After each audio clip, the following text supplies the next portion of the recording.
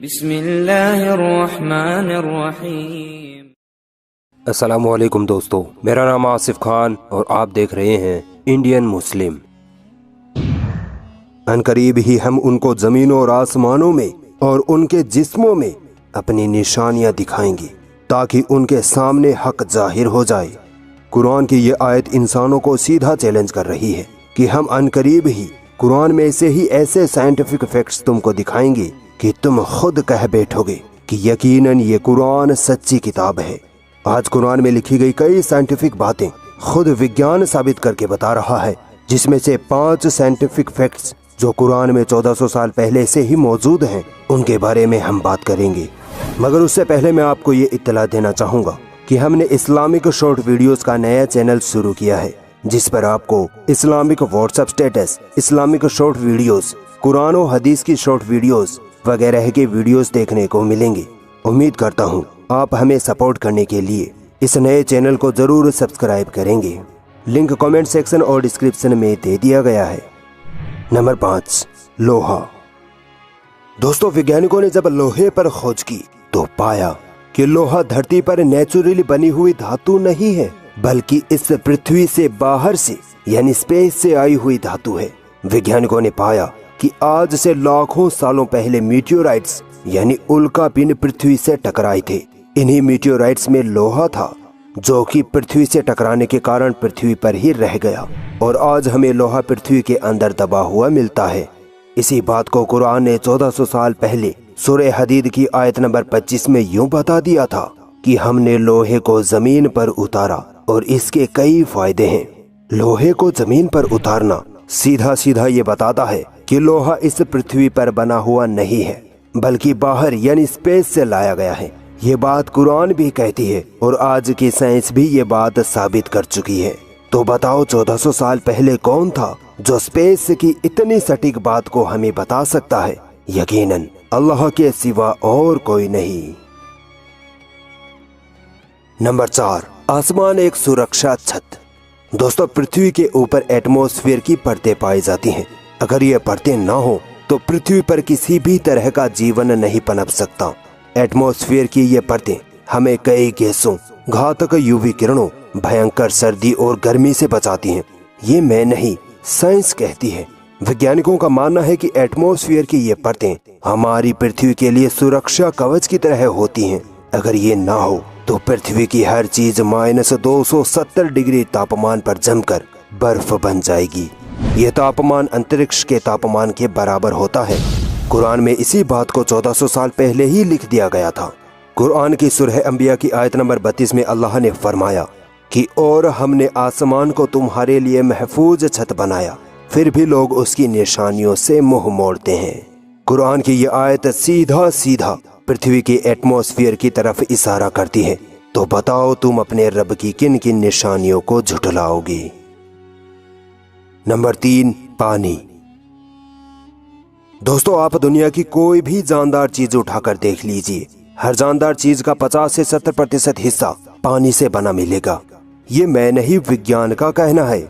हम इंसानों के शरीर का लगभग 70% हिस्सा भी पानी का बना होता है। हमारे शरीर की हर एक सेल्स में 70% पानी ही होता है। इस तरह हम यूं कहेंगे कि हर जानदार चीज, चाहे इंसान हो या जानवर, पानी से बनी होती है। ये खोज वैज्ञानिकों ने सिर्फ 100-200 साल पहले ही की होगी, मगर यही वैज्ञानिक तथ्य कुरान में अल्लाह ताला ने 1400 साल पहले ही फरमा दिया था। अल्लाह ताला ने सूरह अंबिया की आयत नंबर 30 में फरमाया कि हमने हर जानदार चीज को पानी से बनाया है। 1400 साल पहले उस रेगिस्तानी इलाके मक्का में कौन ये गुमान कर सकता है कि हर जानदार चीज के पीछे पानी होता है? ये कुरान का मोजज़ा है। हैरानी तो इस बात पर होती है कि जो बात कुरान ने 1400 साल पहले ही बता दी थी, उसी बात को वैज्ञानिक थोड़ी बहुत खोजबीन के बाद पता लगाकर लोगों में सुर्खियां बटोरते हैं और उस रब को जिसने सबको पैदा किया है भूल जाते हैं। Number 2, pen receptors. दोस्तों, कुरान में सूरह निसा की आयत नंबर 56 में एक और साइंटिफिक फैक्ट हमें देखने को मिलता है, जहां अल्लाह ताला ने फरमाया कि वो लोग जो हमारी निशानियों का इनकार करते हैं, बहुत जल्द हम उनको जहन्नुम की आग में डाल देंगे और जब आग से उनकी चमड़ियां जल जाएंगी तो हम उनको नई चमड़ी दे देंगे ताकि वो लगातार अजाब का मजा चखते रहें। यहाँ अल्लाह ने अजाब के लिए चमड़ी बदलने का जिक्र क्यों किया? दोस्तों, लोग पहले ये मानते थे कि जब हमें दर्द होता है तो दर्द महसूस करने की सेल्स यानी पेन रिसेप्टर्स सिर्फ हमारे दिमाग में होते हैं। मगर आज जब साइंस ने तरक्की कर ली है तो आज की मॉडर्न साइंस हमें ये बताती है कि पेन रिसेप्टर्स जिनकी वजह से हमें दर्द का एहसास होता है वो हमारी चमड़ी में ही मौजूद होते हैं। यानी कुरान में अल्लाह ने चमड़ी बदलने वाली जो बात कही वो हूबहू आज की साइंस से मेल खाती है। मतलब दर्द महसूस करने के लिए चमड़ी का होना जरूरी है, क्योंकि हमारी चमड़ी में ही तो पेन रिसेप्टर्स होते हैं। अब बताओ, ये बात तो इस्लाम ने 1400 साल पहले ही बता दी थी, जबकि साइंस तो आज इसकी खोज कर रही है। तो बताओ, तुम अपने रब की किन किन निशानियों को झुठलाओगे? Number 1, fingerprints. दोस्तों, आज के आधुनिक युग में अगर किसी अपराधी को पकड़ना हो तो पुलिस सबसे पहले उसके फिंगरप्रिंट्स को तलाश करती है। सन 1880 में सर फ्रांसिस गैल्टन ने यह पाया कि दुनिया के हर इंसान के फिंगरप्रिंट्स अलग अलग होते हैं। यहाँ तक कि 2 जुड़वा इंसानों के फिंगरप्रिंट्स भी अलग अलग होते हैं।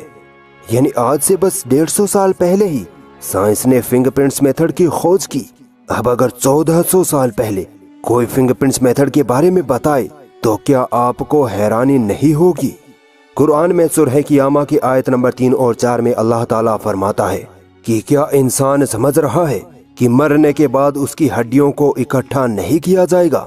क्यों नहीं, हम तो उनकी उंगलियों के पोर पोर तक को ठीक बना सकने की कुदरत रखते हैं। पोर कहते हैं फिंगरप्रिंट्स को। अल्लाह ने यहाँ फिंगरप्रिंट्स को दोबारा बनाने की बात इसलिए की क्योंकि दुनिया के हर इंसान का फिंगरप्रिंट्स अलग अलग होता है और इसे दोबारा बनाना एक चैलेंजेबल काम है, मगर ये अल्लाह के लिए आसान है। अब क्या कोई बता सकता है कि 1400 साल पहले किसको ये पता था कि हर इंसान के फिंगरप्रिंट्स की एक खास विशेषता होती है? वो ये कि हर इंसान का फिंगरप्रिंट्स अलग अलग होता है।